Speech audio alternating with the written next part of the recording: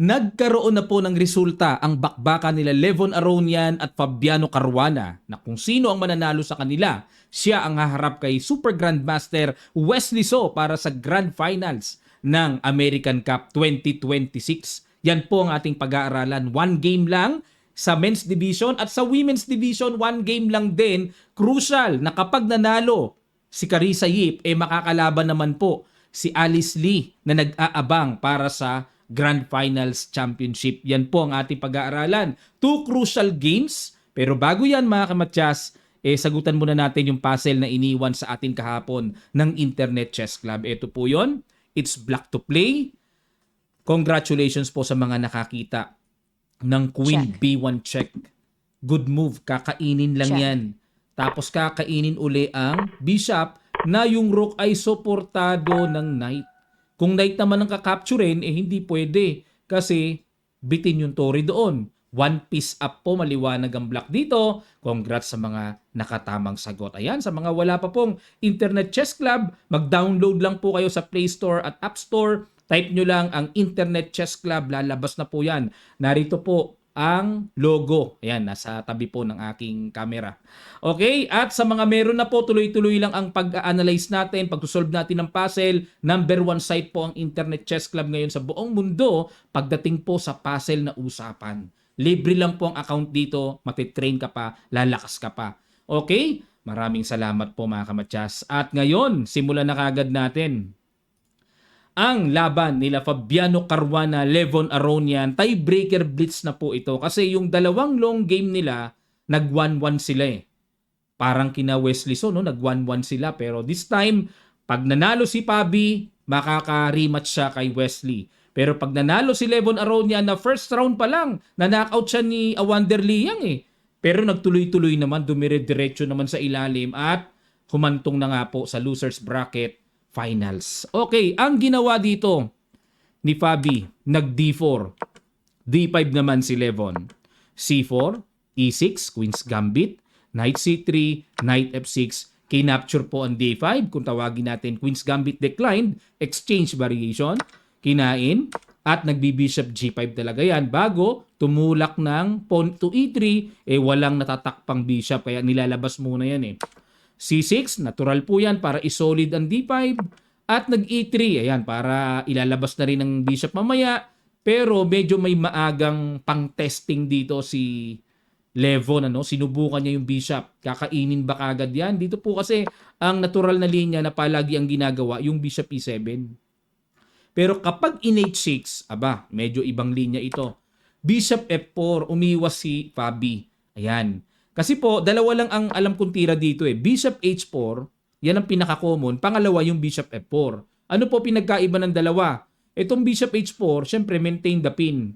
Mas type ko yung Bishop H4 dito. Kumpara dito sa Bishop F4. Parang feeling ko lang mas maganda yung nakakapang-ilang pa rin na pin. Pero itong Bishop F4, tingnan natin mga kamatyas, parang feeling ko, inaabangan ni Fabi yung Bishop D6 na gagawin ng black, pero hindi nag-Bishop D6. Nag-Bishop F5, dinevelop muna yung light square bishop.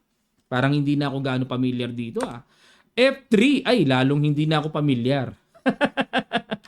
Kung natatandaan ko po, may na-encounter akong laro sa tournament, Knight F3 ginawa ko dito. At meron na rin akong Knight GE2.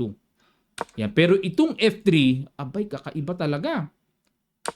Knight BD7, G4, ayun, inatake ang bishop. Yun pala purpose din ng F3. Kung sa bagay, blitz naman po ito, kaya interesting yung mga ganyan na nakaka-atake kagad. H4, ayan, bookline pa. At dito na po, after H4, ang plano kasi niyan pawn storming sa king side hanggat maaari. Mang-iilang yan, mga atake yan.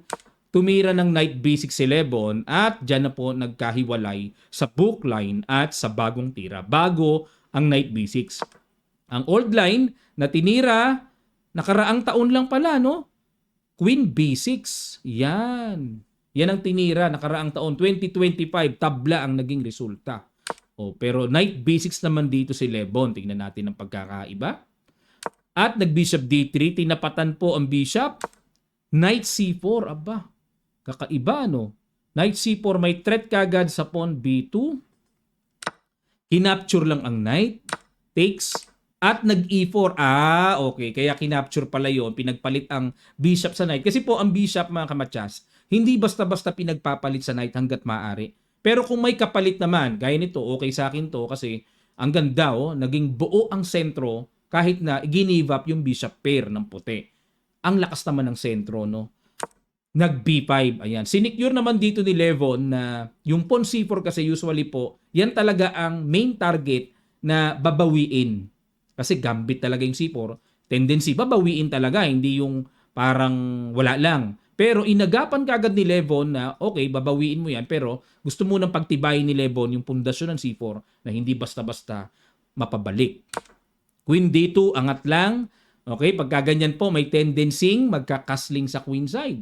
O kaya rook D1 para palakasin at maka D5 break, maka-atake sa sentro. Nag queen B6. Ayun, umiwas na po yung queen sa D-file. Pagkaganyan po, nakaabang din dito ang black na kapag nagcastling queen side, gagaya na rin ang black. Susunod na rin yan na magkakastling sa queen side. Ayan, pakiramdaman eh. So itong queen B6, development na nakikiramdam. Knight GE2 develop kasi tulog pa yung pyesa. Tandaan po natin, mga kamatsas, pag may tulog tayong pyesa, huwag tayong papayag na matagal nang natutulog. Gisingin mo na. Bangon! Lagyan ng duty, lagyan ng purpose. Nag-rook D8. Ayun. Okay? Naniguro no? Na ayaw magkasling. Medyo tamang duda rin si Lebon dyan. Baka mamaya bombahin siya dyan sa queen side O kasi kung magkakasling po dito, mga kamatsas, gusto ko po kayo matuto ng pakiramdaman No, dito kasi pag nag-castling halimbawa, nako, babanata ng A4 yan, mga kamatsas. Ayan, no? 'Di ba? Kung sino unang ipakita yung barahan ng castling, makaka-atake kasi. Kaya yan, taguan muna yan, taguan. Kaso dito, mga kamatsas, sa pagkakataong ito, rook D8 na talaga yung ginawa Para yung king, nasa sentro, at pagkaganyan, tendency, either sa sentro or pag alis ng bishop, magkakasling kingside. Pero annoying na rin po, nakakailang na rin dyan kasi bobomba ng kingside yan Nag G5, ayan na. Inistorbo na kagad ni Fabi. Tagal mo magkasling Inatake na. Okay, umiwas. Knight H5, threat ang bishop. Kinapture lang ang pawn H6. Takes lang din. Ay, okay. Oo nga, no. Nakipagsabayan, kain. Pero nag-bishop E7 lang. Umiwas lang. At kitang-kita po sa evaluation bar, lamang si Fabi kasi parang nakakuha lang ng isang pawn, walang kapalit. Buong-buong isang pawn ang nakuha. Di ba? Walang kapalit Bishop G5, okay. Talagang gustong habulin na ni Fabi ng palit-palit. Lamang ng isang pawn In F6 lang. Okay? Hindi pwedeng makipagpalitan. Siyempre, dihado ng material Bishop E3 at nag-B4. Okay? Inatake ang knight. Nag-knight D1. Knight D1 pupunta dito, magmamaneuver. Okay. Kasi kala ko dito Nag F5. Ayun. Sa ganito naman pagkakataon po, mga kamatsas, naalala ko yung libro ko dati, yung How to Break the Center. Merong ganong libro na yung How to Break the Center, iba't ibang paraan kung papaano pupunitin or pahihinain yung ganyang klaseng solid center. Iba't ibang ways po yan Isa yung F5 sa pambungi, pampahina ng sentro pagkaganyan. O para sa akin, interesting yan. Kasi pag kinain, imagine niyo double pawn na, pangit. Papangit ang pawn structure, no? At yung sentro, medyo yung nasasagwaan ako sa sentro ng puti, pagka ganun. Pero, binigyan ng bad move ng computer. Kung computer po ang tatanungin natin, ang gusto niya ay rook D7. Ako po. Pangalawa ay queen A5. Pangatlo ay rook G8. Ayan, gusto ko yung rook G8. Kasi parang tipong may action kagad may trabaho kagad yung Tori. Pero dito sa F5, sige. Hindi pala sacrifice. Kala ko sacrifice. May bishop pala. Sorry po, no? Hindi ko napansin gano. Okay, itong F5, pamuwersa. Gustong kumain dyan or ipapush ng black na E5 para yung D5 square makuha ng black. Okay? Nag-knight F2 para i-maintain ang shape ng sentro. Kailangan buong-buo lagi sa gitna yung dalawang center pawns, no? Pero kung computer po accurate daw ay Bishop G5, pinababalik dun Oo nga, para pag may exchange doon, imagine niyo po, may Queen G5 pasok. Mga ganun, Bishop G5. Okay. Pero balik tayo sa Knight F2 na ginawa ni Fabi. F takes E4, Knight takes E4. Knight na pinangkain. Yun lang. Mas maganda sana po nandyan, ano, kung sa akin parang mas pogi talaga pag pawn eh. Pero knight ang pinangkain, knight F6, binalikan ni Levon. Grabe, ang tagal ng bakbakan nila, oh. Parehong nasa sentro yung king.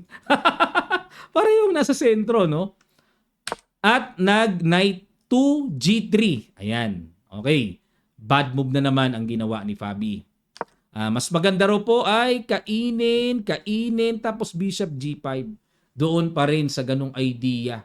Gustong ipauwi, no? Or gawin ng computer. Doon, no? Kain bishop G5. Ayan, sana nai-imagine nyo po yung mga arrows na ginagawa ko, no? Yun ang mainam. Pero, ito pinili ni Fabi. Gusto niya na lagyan ng kahalili yung knight sa E4. Pag kinain, baka sa malamang, knight ng pangkakain ulit. Pero nag-knight D5 na si Levon. Ginamit na niya yung kanyang asset na square na malakas sa D5 para mainam nga naman. Kasi dahil hindi nga po nang nandyan, knight lang, pwedeng gamitin ng knight.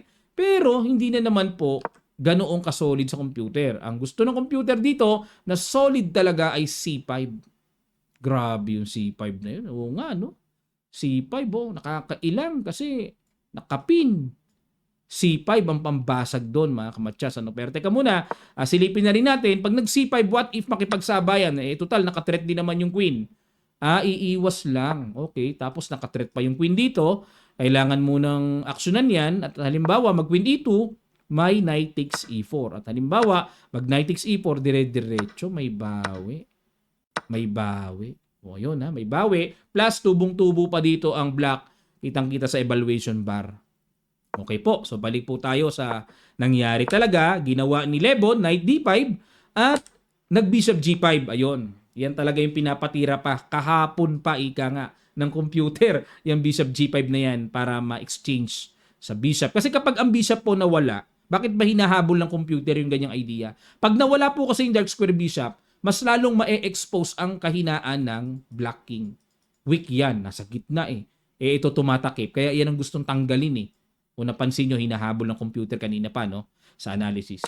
Pero, gusto na kagad guluhin ni Levon. Nag-C3 na siya. Bomba na, gulo na. Takes, at nag-queen E2. Another bad move by Fabi. Mukhang bumigay na ng bumigay si... Talagang mukhang napagod na si Fabi, ah. Ang accurate move po, nakakailang, pero ito tamang tira, no? Kain, kasi naiisip ko, pagka ganyan, kain, pag kinain nga naman, kitang-kita po, tusok, winless. Pero dito muna kakain sa E7. May ganun palang pang in-between doon na tira. Tapos, kakainin ng king, tapos queen takes C3, at queen takes D4, tapos rook C1. O queen takes D4, rook takes D4, tapos rook D1. Exchange. Ayun, ganun. Pero halos equal lang. Pero yan po ang recommended na gustong gawin ng computer. No? Knight takes C3 lang. Kumpara dito sa Queen E2 na ginawa ni Fabi. Balik tayo. Queen B2, pumasok ngayon si Levon. Ayan. Si Levon po, ang pagkakilala ko sa kanya, actually strategic player yan eh. Kasi nga, taga-Armenia yan before, bago mag-US. Konting background lang po mga kamatsas. Taga-Armenia yan. Lahat ng mga players sa taga-Armenia, may impluensya po yan ng player na nag-world champion na taga-Armenia. Sino yun? Tigran Petrosyan. Si Tigran Petrosyan, world champion siya sa strategic play. Para siyang napakakunat. Parang si Karpov na basta mas makunat pa kay Karpov si Tigran Petrosyan. Kaya itong si Levon noon, nung nasa Armenia pa siya, strategic player yan eh. Pero pag binigyan mo ng mga tactical attacking ideas, chances, patay ka. Lumalabas ang pagka-agresibo ni Levon, parang si Tigran Petrosyan, former world champion. Yan. Queen B2, ayan umaggressive na King F2. Okay po. Para yung torre, may depensa. Okay. Kasi pag kinain kasi yun, may complication kasi. Makagkaka-strong pass po. Kinain na kain. At dito nag-C2. Ayan. C2. Kasi kakainin, kaya iniwas. Okay. At sa mga iba po na napapatanong, coach, ba't ayaw kainin yan? Mabubuo lang ang sentro. Hindi pwede. Matutulungan lang ang puti, mga kamatsas, no? So, gaganda ang pawn structure. At pag kinain naman ito, magkakaroon ng H takes G5, magkakaroon naman ng strong, powerful control ang torre sa H-file. Kaya hindi basta kung may mga tutukan sa pyesa ng kalaban, kain tayo ng kain. Hindi ganun. Consider the outcome na mangyayari kung advantage ba sa atin or makakatulong sa kalaban. So balik po tayo dito sa C2 na itinulak at nag-A3. Ayun. Ingat-ingat lang si Pabi kasi meron tayong napapansin dito knight B4 na paparating. Oo nga, no? Sabay may mga knight D3 check na nakakapanggulo. Yun, kaya secure muna yung B4 square.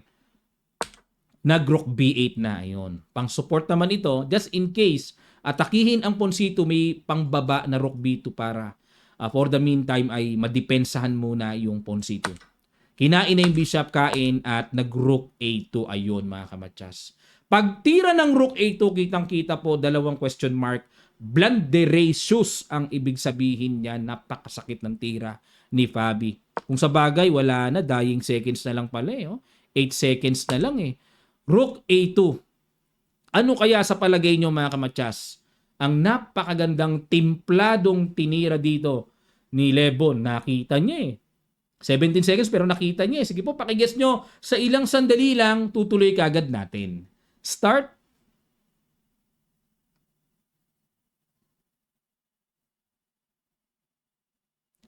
Maraming salamat po mga kamatsas. Grabe. Kain lang pala yung knight. Ang linis, no? Kain. Tapos, rook HFA check. Accurate na naman.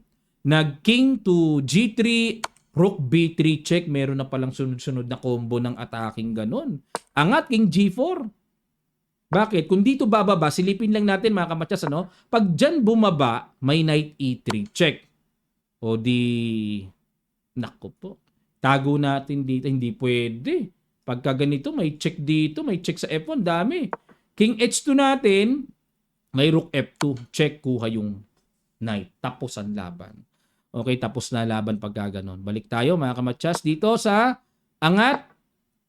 King G4. Knight E3 check pa rin. Angat. Obligadong umangat ng umangat. At nag-rook F2. Tiniret muna yung knight. Knight C1. Threat ang tore. Rook B5 check. Naku po. Naglakbay aral yung king. E5. Obligadong harangan.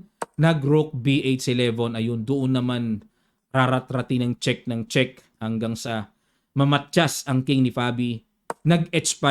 Ayan. Ang iniisip dito maka-king H4. Pero ang accurate daw po dito ay rook B2. Ay, pinapakain na lang. Sabay knight D3. Wala na rin. Talo na rin. Pero nag-H5. Rook G8 check. Pag dito po kasi, imagine niyo may rook G4, king H3, rook F3, king H2, and rook G2 mamamatyas. No? O kaya, na obliga doon pumunta king H6 at dito mga kamatyas, napakagandang tira. Actually, parang mate in 2 moves na, no? Mate in 2 moves. Kaya nyo bang isolve, mga kamatyas? Ganda pala nito. Mate in 2 moves. Nakita po, rook F7, brilliant positional move. Ang idea, dalawa ang pipigilan dito. Unstoppable, ano? Knight F5, matik kambing. Knight G4, matik kambing. Ayan po, mga kamatyas. Gracious yan. At dito, sa makatuwid bagay, ang makakaharap po ni Wesley So ay si Levon Aronian for Grand Finals. Twice to beat si Wesley at si Levon naman, ang alam ko kapag ka na 1-1 niya pa lang, panalo na si Wesley. Napakatindi ng kondisyon para talunin mo si Wesley. Nasa winner's bracket kasi yun eh. At bago tayo tumungo mga kamatya sa analysis, sa crucial game naman ni Carissa Yip, marami kasi nag-request coach yung kay Carissa Yip din. O yan. Ito pa lang si Wesley So ay naging emosyonal nung natalo siya kay Fabiano Caruana sa first game pa lang. Almost parang ayaw na raw magpakita ni Wesley sa second game actually. At hindi raw siya makatulog si Wesley. Ganun talaga eh. May pain talaga mga kamatyas eh. Lalo na kapag may chances ka, bigla ka na blunder. Sakit nun. Minsan, ang hirap makatulog. Kasama yon sa psychological part ng chess eh. Ayun, buti na overcome ni Wesley pero grabe po yung nag-suffer talaga siya. Gusto na niya mag-quit sa chess talaga after nung natalo siya sa first game kay Fabiano Caruana. Pero nung second game nanalo siya, hanggang sa tiebreaker nanalo siya. Ano ang lesson? Don't lose hope. Kahit kayo matalo, bangon lang ng bangon mga kamatyas. Kahit sa buhay, no? Bangon lang ng bangon kahit mahirap. Laging may puwang, may space para sa pag-asa. Okay mga kamatyas? So, na-share ko lang. Napakaganda nung na-share ni Wesley, no? Nasaktan siya talaga eh. Pero nilabanan niya yon, bumangon siya hanggang sa nakarecover siya. Nanalo pa. 'Di ba? Nung inanalyze natin parang ganun lang pero hindi pala ganun kadali o kagaang ang nangyari sa side naman ni Wesley. Nabasa ko lang po doon sa interview sa kanya. Okay, dako po tayo ngayon sa Women's Division. Sino ang makakalaban naman ni Alice Lee? Dito naman po sa Women's Division, si Carissa Yip po kasi na-knockout ito ni Alice Lee. Kaya pumunta sa ilalim losers bracket, nakaabot naman sa losers bracket finals. Ang nakalaban niya dito ay si International Master Tatev Abrahamian. Yan. At kung sino mananalo dito, halimbawa manalo si Yip, rematch siya kay Alice Lee para sa Grand Finals na mayroong twice to beat si Alice Lee. Okay, ang ginawa ni Yip nag-E4, nag-E6. Long game pa lang to mga kamatsas, no? D3, aba. Approaching King's Indian attack pagka ganito, Kia. Usually D4 sa French eh, yan talaga natural eh. Pero siguro yan ang para ma-out of the book, medyo bago-bago, ma-out of preparation si Tatev, eh yan po ginawa. Kia yan, no? Magdi G3, Bishop G2, Knight C6, at nag-Knight GF3. E5, ayun, E5. Bakit dalawang beses ginalaw yung pawn sa E-file? Minove pa ng E5. Kasi po, para makahinga ng maayos ang development ng light square bishop. Kumbaga parang nagpa-loss of tempo dito si Abrahamian pero ang kainaman naman yung bishop madaling makakalabas. Nag-A3. Aba, yan ang malalim. Yan ang hindi ko alam. Usually ang tira dito G3 o kaya C3. Pero itong A3, kakaiba no? Nag-A5. Medyo tamang duda naman dito si Abrahamian na baka mamaya magbi-B4. Pinigilan niya. Nag-A5. Ayan. Pero kung computer ang patitirahin, A5 din ang gusto. Ba, matindi Galing ng A5 ni Abrahamian Yan po ang novelty, no? Kasi sa posisyon na to ang old line D4. May gumawa pa niyan, D4 ang ginawa. Okay, o balik tayo dito sa A5. Tumbok tira ng computer yan, Nag-E takes D5 kinain, Queen takes D5, nag-G3. Okay? Kaya kinain para pag Bishop G2, tipong makatempo ng pressure doon sa Queen. Bishop E6, Bishop G2, F6. Okay, F6 para walang Knight G5 mamaya. Castling, Queen D7. Siyempre, kailangan umiwas dahil gagano na po O yun, matatarget na yung Queen kaya umiwas. At yung Queen D7, may balak din at the same time na i-exchange ang strong fianchetto bishop. Yan ang malakas dyan Knight E4. Okay. Gets ko na. Nag-H5 naman dito si Abrahamian. Ayan. Dito kaunting pattern lang po na gusto kong i-share sa inyo mga kamatsas. Dito kasi, coach, maaaring mapatanong kayo, bakit ayaw ituloy ng Bishop H3? Para mawala na kagad yung light square bishop na yan. Meron po kasing ganitong taktika. Hango naman yan sa King's Indian sa black. Yan, naka-pattern to sa King's Indian sa black. Kasi ang Kia po, may pagka-reverse po ng King's Indian yan sa black formation. Okay? Binaliktad lang, na-reverse lang. Knight takes E5. Anong purpose niyan? Pag kinain po kasi ng knight yan, may Queen H5 check, bawi din. Lalabas, naka-tactical lang ng isang pawn. Naka-sikwat lang, no? May ganyan, bawi rin yung bishop. O kaya, sa madaling sabi, hindi pwedeng mag-Bishop H3. Alam ni Abrahamian, kaya siya nag-H5. Para walang taktikang ganon, yung H5 square, okupado na, hindi na uubra. At eto na ngayon ang susunod, Bishop H3 na. Nag-Bishop E3 lang, relax lang dito si Yip Castling. Pero teka muna mga kamatsas, Teka muna po, what if mag-Bishop H3 na? Ano naman nakahanda? Kakainin ito. Kain, tapos B4. Yun lang. Hindi ko alam kung alam ni Carissa Yip na ganyan ang gagawin niya. Na continuation, yung kain dito sabay B4. Yan ang recommended na gagawin dapat ng puti. Ayon sa computer, mga kamatsas. Balik tayo. Pero, nag-castling muna dito si Abrahamian para yung king ay hindi ko masasabing safe Alam niyo kung bakit? Kasi committed yung pawn A5, parang ang sarap basagin na pag nagkaroon ng kainan, tipong magkakaroon ng atake yung Tory doon. Hindi ko masabing safe yan kasi kung ang pawn nandyan, safe. Pero pag nandyan, parang tempting na parang ang sarap pasabugin sa queenside. Ayun na nga ang ginawa. Ayun na nga ang ginawa. Hindi ko masabing safe yung king dyan pagkakasling Parang lalo pang na-expose Nag A4. Ayun. Nailang na. Ito na po yung mga annoying moments. Bad move. Bakit? Nailang na siya Pag kinain-kain, mabubuksan yung A file Kung di naman po kakainin, tipong parang kakainin dyan, tapos mag-rook B1, ipe-pressure yung B7, nandyan kasi ang king. 'Di ba? Dahil sa kagustuhan ni Abraham yan na, sige, push na lang, at least sarado. Walang B file, walang A file na magagawa ang puti. Pero, ayun, hindi rin natumbukan dito. Nailang din si Yip. Ang accurate move pala dito mga kamatsas ay C4. Ayan, konting pag-aaral lang po sa side ng planuhan sa mga magagandang atake. C4. Ano plano? Para kuhanin yun. Paano kung mag-queen takes D3? Dahil pagkatulak, nawala naman ng depensa yung pawn D3.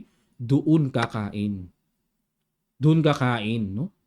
Kitang-kita, may queen A8 check, may rook D1 paparating. Halimbawa, kainin yung libreng knight. Konti pag-aaral lang po sa mga attacking plans na dapat nating matutunan. Maganda matutunan sa chess yung mga ganyan teknikan Rook D1 para pag-check doon, hindi makatakbo yung king at obligadong knight ang pangaharang. So itong Rook D1, para limitahan lang yung black king. Tapos sa continuation, Bishop D6 para makatawid doon. Kaso isi-C5 lang.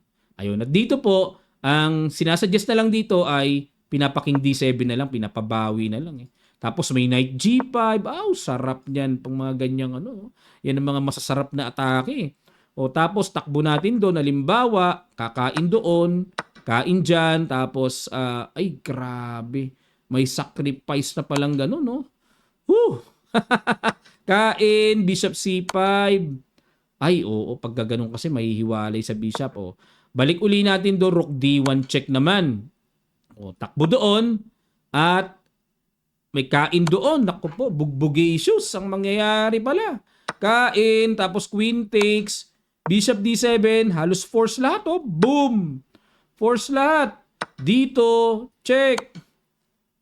Obligado harang, di ba? Walang aangatan. May bishop, may knight. Matchas! Galing. Force move, matchas! Ay, grabe yun. Haba nun pinakita ko lang sa inyo mga kamatsas. Balik po tayo sa realidad na nangyari, pag A4, C4 ang good move. Pero nag-H4 muna dito si Yip. Siguro ang nasa isip niya, gagapang kasi ng H4. May gantong diskarte kasi mag-H4, raratratin yan yung king side para maka-atake sa king. So, ginawa ni Yip para malinis muna, walang pang-ilang, walang pang-gulo, ginanon niya muna. Pero medyo nabagalan ng computer, kaya nilagyan ng X mark yan. Knight H6, okay, nag-develop na. Tulog ang pyesa. Nahabol, ayun, nakita. Nahabol na ni Carissa.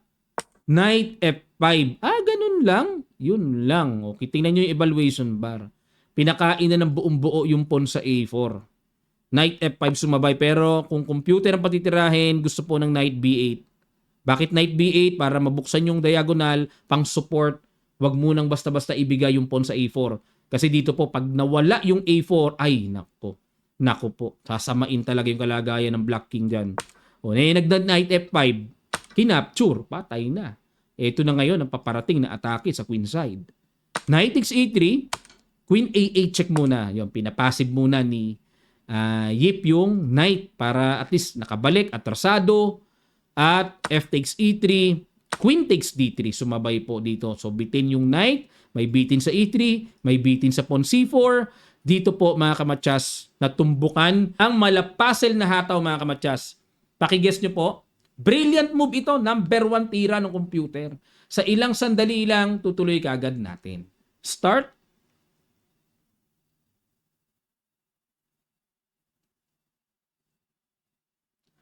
Maraming salamat po mga kamatyas. Medyo mahirap itong makita, matumbukan, pero perfect 14 minutes si Carissa Yip. Tingnan natin kung ganong o ilang oras ang ginamit niya. 2 minutes lang, 2 minutes lang. 14:49, Nakita po yung Knight FG5. Brilliant sacrifice by Carissa Yip para atakihin yun. Grabe Queen takes E3 muna. Okay? Check. King H2. Kinain na yung knight. at nag-knight takes G5. Ganun lang. Okay, kasi may threat doon. Grabe ka, brilliant move yung ginawa na yun Bishop takes C4, Queen takes B7 check, King D7, and another brilliant na naman mga kamatsas. Pero hindi ko na po ipapapasel sa inyo. No? Sabi ni Tal, pag may ina-ataking pyesa kay Mikhail Tal, ang hinahanap niya is hindi tumakbo, kundi kumounter. Boom! Rook AC1. Nagmala Mikhail Tal itong si Carissa Yip sa bandang huli. Pinapasubo pa yung tore pero may threat namang deadly doon sa C7. Nag-Queen E2, sinuport, pero atin na pong silipin mga kamatsas. What if i-accept ang challenge to take the rook on F1? May Queen takes C7 po. Okay, King E8, kitang-kita. Wala. Only move pala to. Kala ko may choice pa dito. May matchas na doon. Ayun. Grabe, no? Matchas. Balik tayo sa Rook AC1. Brilliant move by Carissa. Nag-Queen E2 lang si Tatev para depensahan. And Rook FE1 para paalisin ng dumidepensa. Nag-Queen A2, lumipat sa kabila. Maintain pa rin ang pagkakasuporta sa bishop. And another accurate move, Rook E4. Grabe, kawawa pala ang nangyari kay Abraham yan sa posisyon niya, no? Kalunos-lunos. Rook E4, threat sa bishop. Kapag umalis yan, ayun na nga po yung kahahantungan daming pwedeng gawin Nag-Bishop D6. Na-force na lang po to give up the whole piece. Yung bishop mga kamatsas. Rook E takes C4. Araigo. Klarong? Hindi naman klarong isang pyesa lamang pero grabe. Decisive advantage. Yung king kasi ay nasa panganib. Nag-Rook C8. Additional support sa C7 kasi po hahataw po ng kain yan dyan. Sasacrifice na talaga yan dyan. Pero nag-Rook 1 C2. Another accurate number 1 move ng computer. Queen takes A3 and natumbukan na naman another perfect move. Kaya po kasi gumanito para makagalaw na yung bishop. Hindi kasi makagalaw ang bishop, nakapin. 'Di ba? O di in-stop mo na. Naalis na yung pagkakapin. Pagkakataon naman para igalaw na ang bishop. Tusok. Tusok. Resign po dito si Abraham yan. Ayun. Grabe.